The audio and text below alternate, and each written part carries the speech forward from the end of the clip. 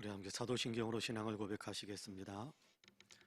전능하사 천지를 만드신 하나님 아버지를 내가 믿사오며 그 외아들 우리 주 예수 그리스도를 믿사오니 이는 성령으로 잉태하사 동정녀 마리아에게 나시고 본디오 빌라도에게 고난을 받으사 십자가에 못 박혀 죽으시고 장사한 지 사흘 만에 죽은 자 가운데에서 다시 살아나시며 하늘에 오르사 전능하신 하나님 우편에 앉아 계시다가 저리로서 산 자와 죽은 자를 심판하러 오시리라.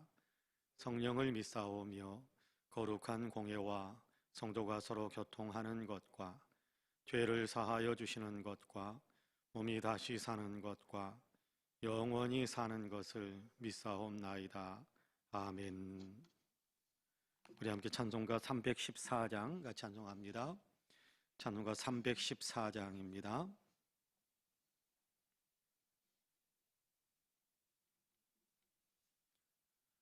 찬송가 314장입니다. 찬송가 314장.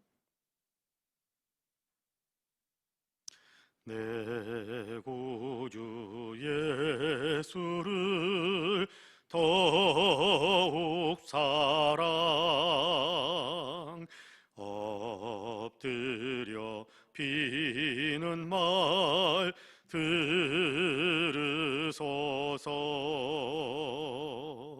내 진정 소원이 내 구주 예수를 더욱 사랑 더욱 사랑.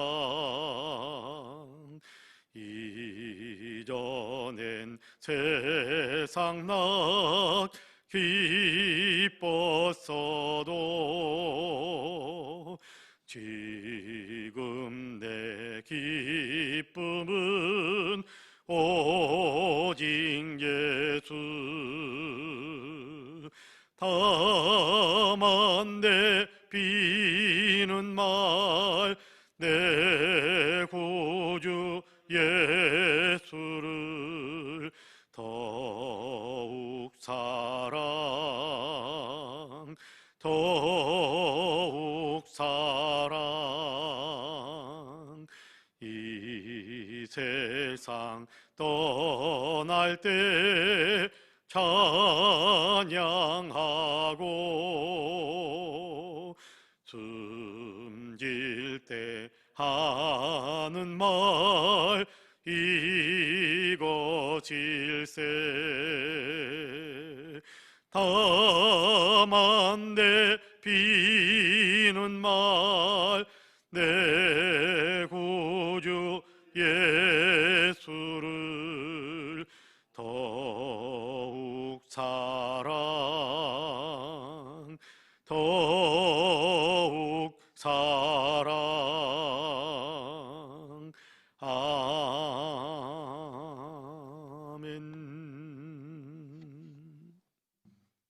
하나님의 말씀은 사도행전 12장입니다.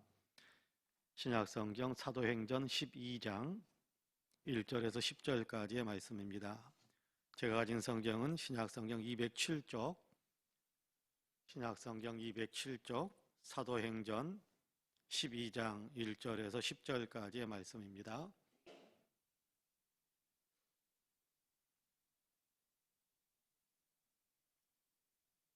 사도행전 12장 1절에서 10절까지의 말씀.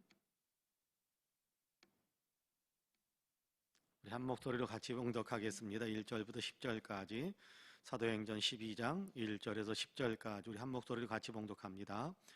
그때에 헤롯 왕이 손을 들어 교회 중에서 몇 사람을 해하려 하여 요한의 형제 야고보를 칼로 죽이니 유대인들이 이 일을 기뻐하는 것을 보고 베드로도 잡으려 할새 때는 무교절 기간이라 잡음에 옥에 가두어 군인 내식인 네페에게 맡겨 지키고 6월절 후에 백성 앞에 끌어내고자 하더라. 이에 베드로는 옥에 갇혔고 교회는 그를 위하여 간절히 하나님께 기도하더라.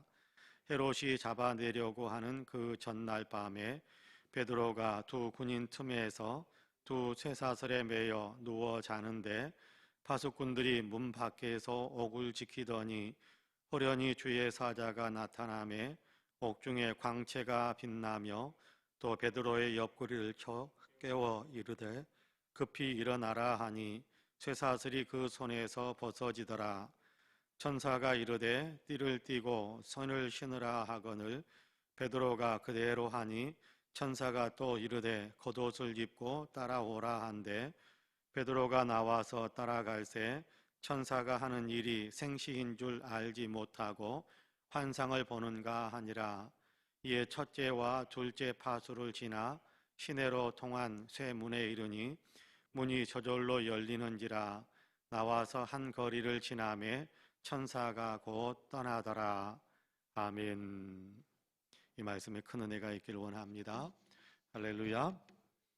오늘 또 주의 전에 나오셔서 또 있는 처소에서 예배하기 위하여 잠을 깨고 또 마음을 활짝 열고 주님께 기도하기 위하여 또 마음의 소원들을 모으고 있는 우리 사랑하는 모든 성도님들에게 하나님의 놀라우신 은혜와 크신 평강의 역사가 풍성하게 임하시기를 주님의 이름으로 간절히 축복합니다. 눈이 많이 감사하게 어젯밤에 눈이 많이 왔어요. 아침에 걸어 나오는데 뽀드득 발자국에서 발을 디딜 때마다 뽀드득 소리가 나면서 야, 오랜만에 이런 뽀드득 소리 들으면서 눈길을 걷는구나 그런 생각을 좀 했습니다. 온도는 많이 떨어진 것 같아요. 온도가 많이 떨어져 가지고 눈을 감았다가 눈을 뜰 때면 눈썹이 붙었다가 떨어졌다 하는 것이 느껴질 정도로 순간적으로 좀 얼고 또 이렇게 그랬던 것 같아요. 그래서 많이 춥고 눈도 많이 오고 얼고 있구나 그런 생각을 하면서 왔습니다. 겨울은 추워야 겨울이지요. 겨울은 눈도 좀 내리고 겨울은 얼음도 좀 얼고 그래야 겨울이지 않겠습니까? 겨울 날씨나 여름 날씨나 똑같다고 그러면 아마 많은 사람들이 세상이 미쳤는가 보다 아마 그럴 것입니다. 그런데 겨울은 겨울이니까 구별되어져서 춥고 또 눈도 내리고 얼기도 하고 그런 것 같아요. 여러분 성전은 그러면 어떻게 해서 구별되어지는 걸까요? 겨울은 춥고 눈도 오고 또 얼고 그래서 여름이나 가을이나 봄이나 이런 계절들과 구별되는 것처럼 그래야 또 겨울은 더욱더 분명하게 겨울의 역할을 하는 것 아니겠습니까? 그러면 성전은 무엇일까요? 성전은 어떻게 해야 구별되는 것일까요? 거룩할 성자에다가 일전자해서 전전자해서 우리가 구별되어지는 거룩한 공간으로서 성전인데 성전은 어떻게 해야 구별되는 것일까라는 것을 우리가 가만히 좀 생각해 볼 필요가 있을 것 같습니다. 성전이나 여러분 집이나 똑같다고 한다면 좀 곤란할 수도 있을 것이고요. 성전이나 음식점이나 똑같다고 한다면 또 곤란할 수 있을 겁니다. 여러분 거룩한다라는 얘기는 구별되어진다라는 것인데 성전은 하나님을 향해서 하나님을 위해서 또 하나님을 섬기는 일을 위해서 거룩하게 구별한 공간인데 그 어떤 거룩한 구별된 공간으로서의 성전이 어떻게 해서 구별되고 어떻게 하는 것이 성전을 성전답게 사용하는 것일까라는 것을 우리가 좀 생각해 볼 필요가 있을 것 같아요. 예수님께도 공생의 기간 동안에 성전을 깨끗하게 하셨던 사건이 있었습니다. 성전에 올라가 봤더니 성전이 본래적인 기능을 감당하지 못하고 다른 용도로 이용당하고 있는 것을 보았기 때문에 몹시 화를 내면서 성전을 깨끗하게 하셨지요. 그래서 노끈으로 채찍을 만들기도 하고 또 장사하는 사람들의 상을 뒤집어 엎어버리기도 하고 그랬었지 않습니까? 성전에서 성전다운 기능이 아니라 성전이 장사하고 돈 바꾸고 이권 챙기는 이익 보려는 사람들 또 사람들에게 상처를 입히고 사람들에게 상처를 입기도 하고 하는 어떤 여러 가지 등등의 본래 성전의 어떤 기능이 아닌 주님 보시기에 성전의 기능과 이렇게 역행되어지는 그런 일들을 하셨던 것을 보셨기 때문에 성전을 깨끗하게 만드시는 성전을 정화시키는 그런 일들을 행하셨습니다. 노끈으로 채찍을 만들어서 휘두르시며 성전의 본래적인 기능을 이렇게 회복하기 위하여 성전의 본래적인 기능과 관계없는 것들을 다 추방하고 또 그런 것들을 없애기 위해서 성전 정화하는 그런 일들을 행하셨죠. 그러면서 내 아버지의 집으로 장사하는 집을 만들지 말라라고 외치셨던 주님의 그 음성이 우리에게 들리는 것 같습니다. 이사야 56장을 보면 하나님께서 하나님의 성전을 가르쳐서 그렇게 말씀하지요. 내 집은 만민이 기도하는 집이라 그렇게 말씀을 하셨습니다. 그렇습니다. 성전은 기도하는 집이어야 합니다. 하나님을 만나고 하나님을 예배하고 하나님께 기도 드리는 곳으로서 성전이 그 기능을 발휘할 때 성전이 성전되는 것입니다. 성전은 기도하는 집이거든요. 솔로몬이 성전을 건축하고 낙성식을 할 때 하나님께서 솔로몬의 기도를 듣고 낙성식을 받으면서 그렇게 선포하셨던 것을 이사야 역대하 7장 14절 이하에 기록해 놓고 있는데 제가 몇 구절을 읽어드리겠습니다. 내 이름으로 일컫는 내 백성이 그들의 악한 길에서 떠나 스스로 낮추고 기도하여 내 얼굴을 찾으면 내가 하늘에서 듣고 그들의 죄를 사하고 그들의 땅을 고칠지라. 이제 이곳에서 하는 기도에 내가 눈을 들고 귀를 기울이리니 이는 내가 이미 이 성전을 택하고 거룩하게 하여 내 이름을 여기에 영원히 있게 하였으므라. 내 눈과 내 마음이 항상 여기에 있으리라. 그렇게 하나님께서 선포하십니다. 성전에 나와서 기도하면 하나님께서 용서하시고 치유하시고 회복시키시고 응답하시겠다라고 약속하시는 거지요. 그러면서 하나님께서 하나님의 눈을 항상 성전에 두고 하나님의 마음을 항상 성전에 두시고 성전에 나와서 기도하는 모든 것들을 듣고 응답하시겠다 그렇게 약속하신 겁니다. 그런데 성전이 기도하는 집이 아니라 장사하는 집이 되고 이익 추구를 위한 통로가 되어버렸다면서 주님은 아주 심하게 예루살렘 성전을 책망하셨던 적이 있었던 거지요. 성전은 기도하는 집입니다. 성전은 기도해야 하고 또 성전에 기도하기 위해서 찾아 나오는 성전은 기도하는 집으로 사용되어져야 하는 겁니다. 그래야 하나님의 은혜와 복을 누릴 수 있게 되는 것이지요. 예수님의 십자가와 부활, 구원 사건 이후로 교회와 성도가 또한 성전이 되었다. 그렇게 주님께서 말씀을 하셨습니다. 예수 믿는 사람이 하나님의 성령을 모신 성전이다라고 고린도 전서에서는 또 고린도 후서에서도 그렇게 이야기하는 것을 우리가 읽고 있습니다. 그렇다면 예수 믿는 사람은 무엇을 하는 사람이어야 하느냐 하면 성전이니까 성전은 내 집은 만민이 나와서 기도하는 집이다라고 말씀하셨지 않습니까? 그러니까 예수 믿는 사람은 성전이 되었기 때문에 무엇을 해야 정상적인 예수 믿는 사람이냐 하면 기도하는 사람이 되어야 정상적인 신앙의 사람, 성전다운 사람, 그렇게 구별되어지는 삶을 살아가는 사람이다라고 말할 수 있겠습니다. 하나님을 모신 성전은 하나님의 집이요 하나님의 집은 기도하는 집이다라고 말씀하셨으니까 성도는 이제 누구나 기도해야 되는 것입니다. 기도하지 않는다면 성전으로서 직무유기를 하는 것이지요. 하나님을 섬기고 하나님께 기도하는 사람이 되어야 하는데 세상 일로 마음과 삶이 분주해져서 하나님께 기도하는 일이 그 사람에게서 나타나지 않는다고 한다면 어쩌면 주님은 노끈으로 채찍을 만드실지도 모릅니다. 예수님께서 노끈으로 채찍을 만드실지 몰라요. 성전이 추해지면 성전의 주인이신 주님께서 성전을 깨끗하게 만드시는 거룩한 집을 하시곤 하실 텐데요. 그 과정이 성전으로서는 아플 수 있을 겁니다. 그러니까 우리가 미리서 알아서 나는 성전이니까 성전은 기도하는 곳이어야 되니까 내 마음에서부터 내 삶에서부터 늘 하나님께 초점을 맞추고 기도하고 예배하고 하나님을 찾는데 더 집중점 또 이렇게 더 구별된 그런 삶을 살아야 한다라는 분명한 마음의 결심과 또 그런 마음의 깨달음이 우리의 마음에 있어야 될 줄로 압니다. 기도해야 하는 겁니다. 하나님을 찾고 하나님을 섬기며 예배하고 기도하는 것을 우리가 우리의 인생에 있어서 주되고 중요한 일로 여길 수 있어야 한다는 겁니다. 성전된 성도들이 함께 모이는 곳이 교회입니다. 교회는 또 모이는 공간, 교회로 모이는 공간을 예배당이라고 말하고요. 우리는 여기에 예배당을 마련해서 송파은혜교회라는 이름으로 성도들의 모임인 성전을 이루고 있습니다. 그렇다면 우리 교회도 기도하는 집이 되어야 합니다. 그래서 이곳 예배당에서 새벽에도 기도하는 일들이 이루어져야 되고 밤에도 기도하는 일들이 많이 이루어져야 됩니다. 낮에도 기도하는 일들이 많이 이루어지기를 간절히 원합니다. 기도 사는 사람들로 붐비는 교회 얼마나 아름답겠습니까?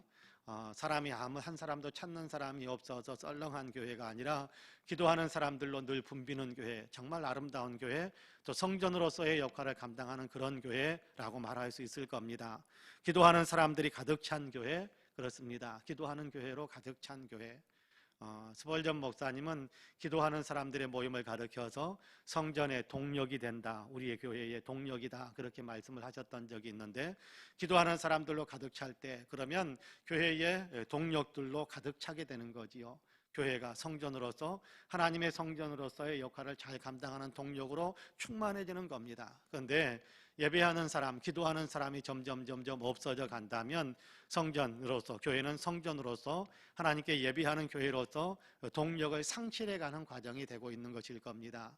여러분, 우리가 코로나 때문에 어렵고 힘든 것은 사실입니다만은, 그럼에도 불구하고 개인적으로 나와서 종종 기도하는 일들이 우리 가운데도 많이 있었으면 좋겠어요. 새벽에 나와서 기도하는 사람들, 또 저녁에 나와서 기도하는 사람들, 낮에도 기도하는 사람들, 단체로 모여서 기도하는 것, 그것은 썩 적절하지 않을 수 있겠습니다만은, 그러나 개인적으로도 나와서 기도의 초소로서 성전을 사용하고 기도의 초소로서 예배당을 사용한다면, 그러면 우리 송파은혜교회는 성전으로서 하나님께 예배하고 성전으로서 하나님께 기도하는 어떤 그런 장소로서 하나님께 영광을 올려드리고 주님이 기쁘게 받으실 수 있는 그런 기도하는 교회로 든든하게 설 수 있다라고 생각을 합니다.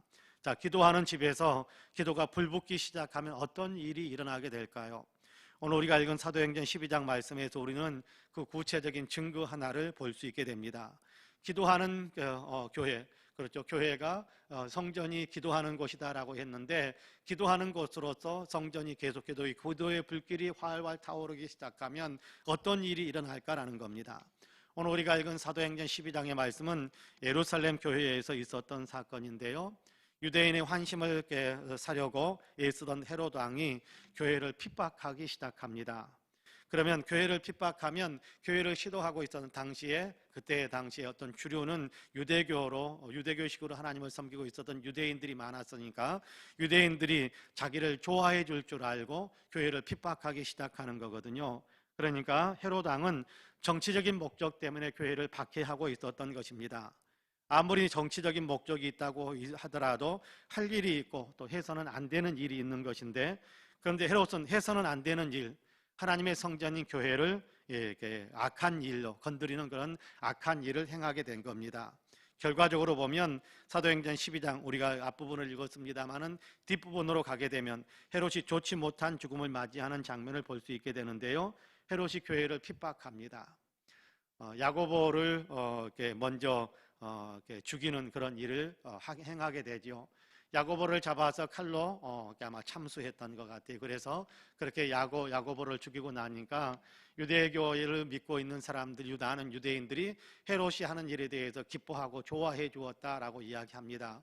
그러니까 헤롯이 이번에는 베드로를 잡아가지고 베드로를 죽여야겠다 싶어서 무교절, 유월절 어떤 절기를 지켜가는 과정이니까 유월절 절기가 끝난 다음에 베드로를 죽여야겠다 싶어서 감옥에 가두었습니다.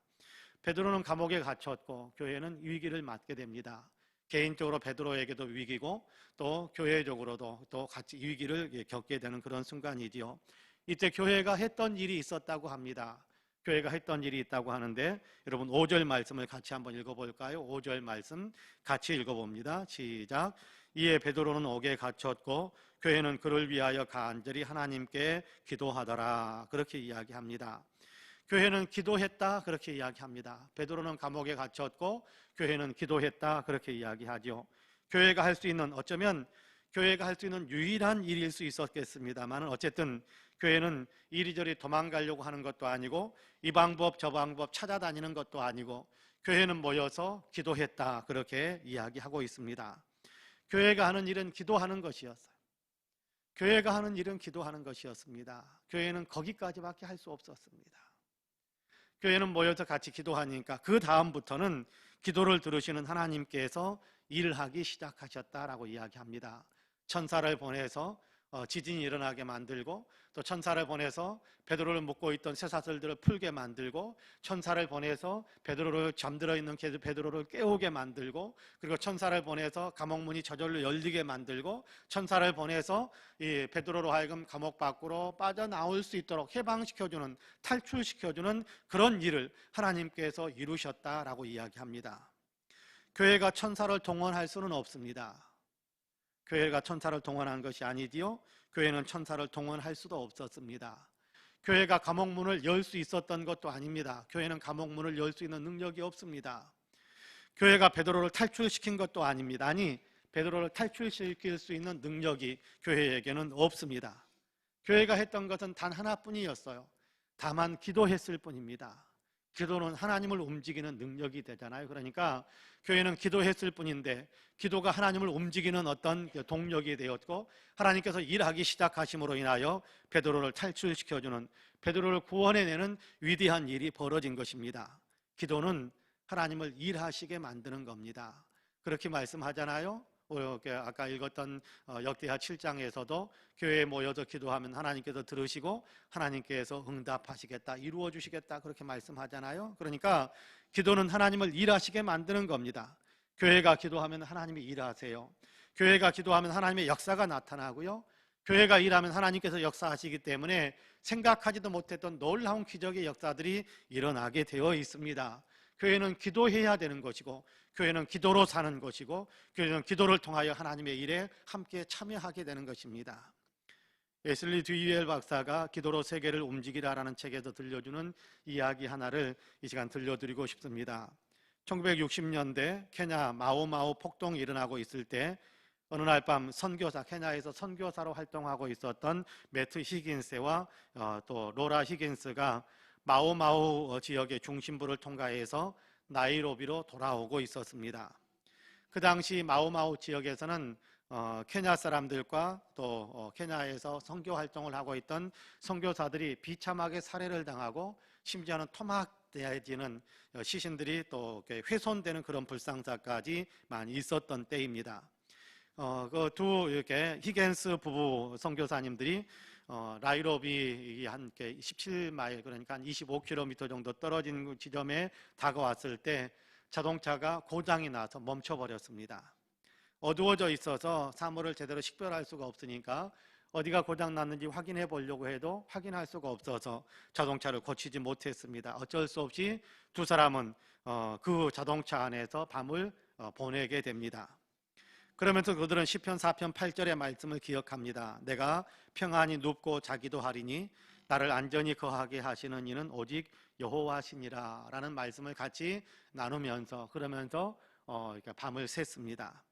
아침이 되어 사물을 식별할 수 있을 정도로 환해지니까 자동차의 문제를 확인할 수 있게 되었고, 그래서 곧 수리해서 고칠 수 있게 되었고, 그리고 자동차의 시동을 걸 수 있어서 나이로비로 다시금 들어올 수 있게 되었습니다. 그리고 나서 여러 주간이 지난 후에 히겐스 가족은 휴가를 얻어서 본국인 미국으로 들어갈 계획을 세우고 준비하고 있었습니다.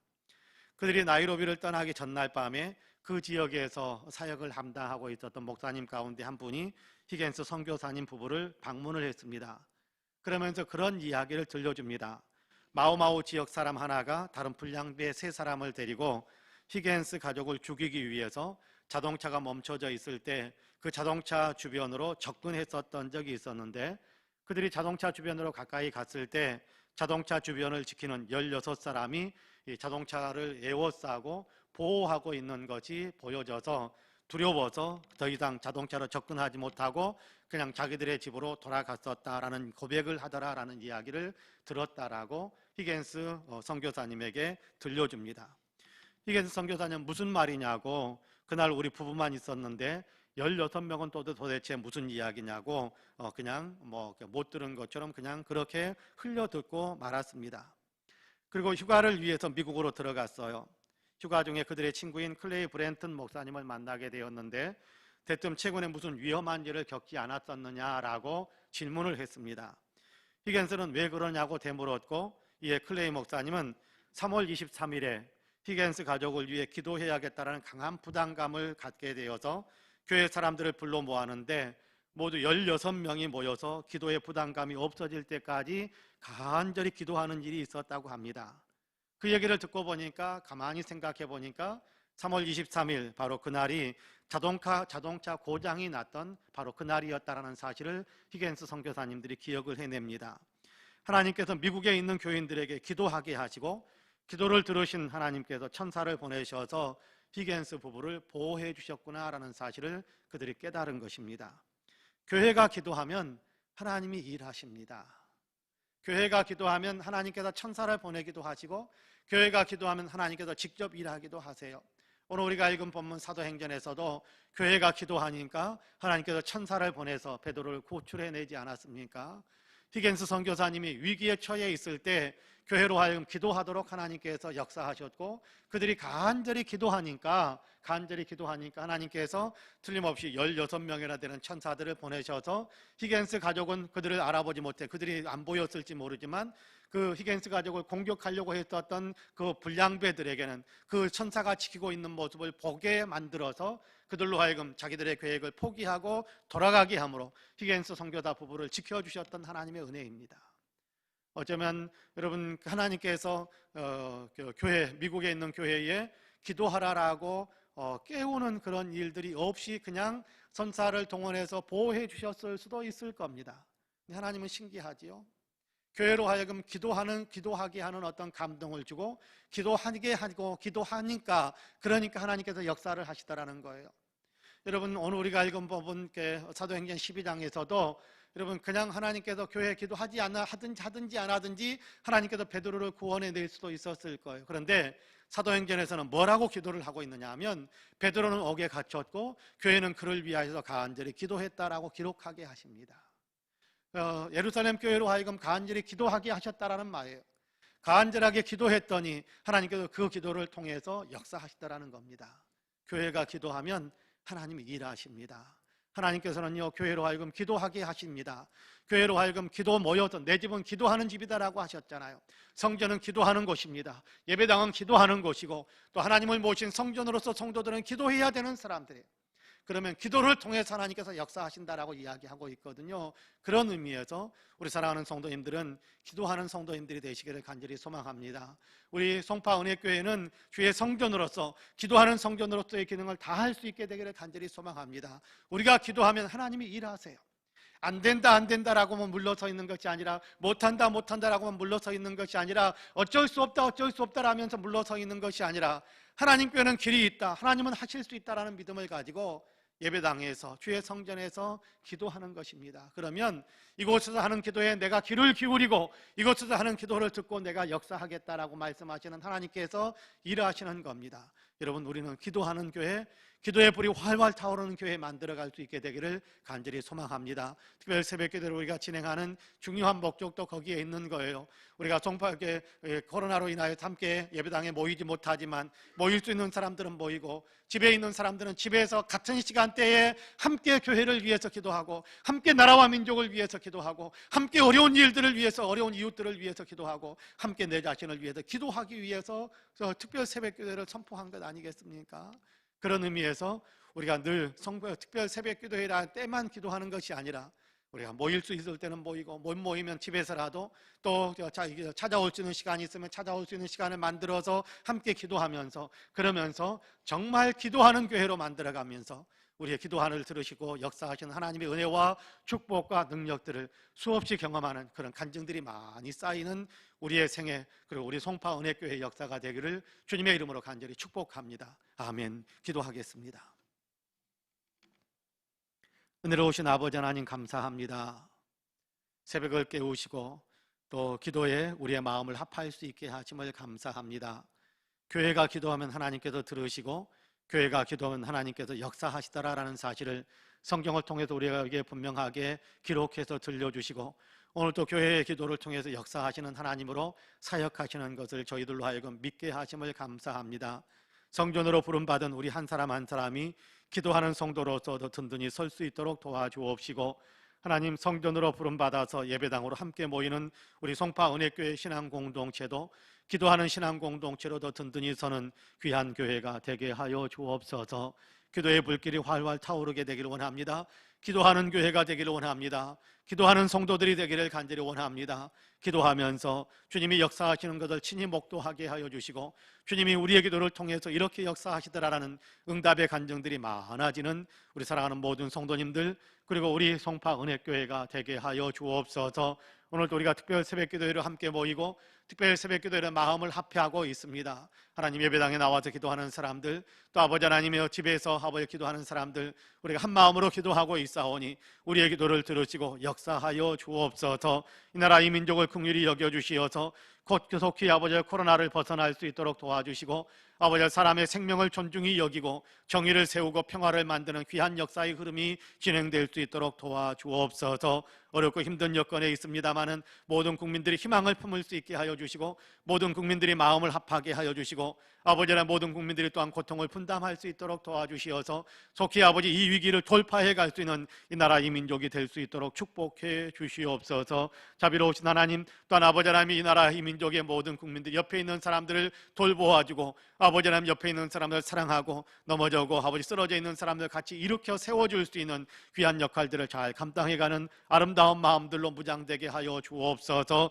특별히 이 나라 아버지 하나님 이 민족의 모든 사람들 심령 속에 예수 그리스도의 십자가가 새겨지기를 원합니다. 예수 믿는 믿음으로 회복될 수 있게 되기를 원합니다. 그래서 온전히 아버지 민족 복음화의 역사가 일어나게 하여 주옵소서. 특별히 아버지 우리 송파은혜교회가 복음화를 위해서 더 많이 애쓰고 기도하고 복음을 전하는 일에 힘쓸 수 있는 교회가 되기를 간절히 원합니다. 열정적인 예배 공동체로 예수 그리스도를 나타내는 제자 공동체로 영혼을 살려내는 선교 공동체로서의 역할을 잘 감당하는 교회가 되게 하여 주옵소서. 아버지 교회가 부흥하게 하여 주시고 교회가 왕성하게 하여 주시고 하나님께서 맡기신 선교의 사역들을 더 잘 감당해가는 교회로 더 든든히 서가게 하여 주옵소서. 교회에 속해 있는 모든 성도님들이 아버지 영혼이 잘 되게 하여 주시고 영혼이 잘된 같이 범사가 잘 되게 하여 주옵시고 강건한 복을 누리게 하여 주옵소서. 몸이 연약한 성도들을 주님께서 치료하여 주옵시고 아버지 병원에 입원해 있는 성도들은 회복되게 하여 주옵시고 아픔 가운데 있는 사랑하는 성도들은 아버지 아픔을 떨쳐버릴 수 있도록 도와주시고 기력이 떨어진 분들은 기력을 회복하게 하여 주시기를 간절히 원합니다. 아버지 하나님 마음이 아픈 사람들 위축되어 있는 사람들 소망으로 일어서게 하여 주시고 주님이 주시는 위로로 아버지 용기와 희망을 품을 수 있도록 도와주옵소서. 꿈을 꾸는 사랑하는 성도들 소원을 두고 아버지 기도하는 사랑하는 성도들 아버지 소원의 항구에 도달하게 하여 주옵소서. 진학의 문도 열리고 아버지 취업의 문도 열리고 생업의 문도 열리고 아버지 결혼의 문도 열리고 아버지 인생의 단계 필요한 모든 것들에 하나님의 축복의 문들이 활짝 열리게 하여 주옵소서. 하나님 이 새벽에도 엎드려서 기도하는 사랑하는 성도들의 기도를 들어주시기를 간절히 원합니다. 아버지 새해 소원에 아버지의 제목들을 올려드리면서 기도합니다. 지금 당장 시급한 문제들을 놓고 기도합니다. 한 사람 한 사람의 기도를 들으시고 하나님 약속하신 대로 기도에 응답하여 주시옵소서. 기도하면 들어준다고 하셨사오니 응답하여 주시고 아버지 하나님의 많은 간증들이 오늘도 아버지 새롭게 우리의 인생의 페이지에 장식될 수 있도록 주께서 복의 복을 더하여 주옵소서. 몹시 추운 날씨입니다. 아버지 눈으로 인하여서 또 빙판으로 변해가고 있는 그런 도로이기도 합니다. 주님께서 아버지 오고 가는 길 안전하게 지켜주시고 휴일 가운데서 건강을 유지할 수 있도록 도와주옵시고 그렇지만 아버지 이 가운데서도 오늘 우리가 해야 될 일들을 아버지 하나님 기쁘게 아버지 하나님 또 생동감 있게 잘 감당하는 우리 모든 성도님들이 다 되게 하여 주옵소서. 감사드리며 예수님의 이름으로 기도하옵나이다. 아멘. 하늘에 계신 우리 아버지여 이름이 거룩히 여김을 받으시오며 나라 임하옵시며 뜻이 하늘에서 이룬 것 같이 땅에서도 이루어지이다. 오늘날 우리에게 일용할 양식을 주옵시고 우리가 우리에게 죄지은 자를 사하여 준 것 같이 우리 죄를 사하여 주옵시고 우리를 시험에 들게 하지 마옵시고 다만 악에서 구하옵소서. 나라와 권세와 영광이 아버지께 영원히 있사옵나이다. 아멘. 함께 기도합니다.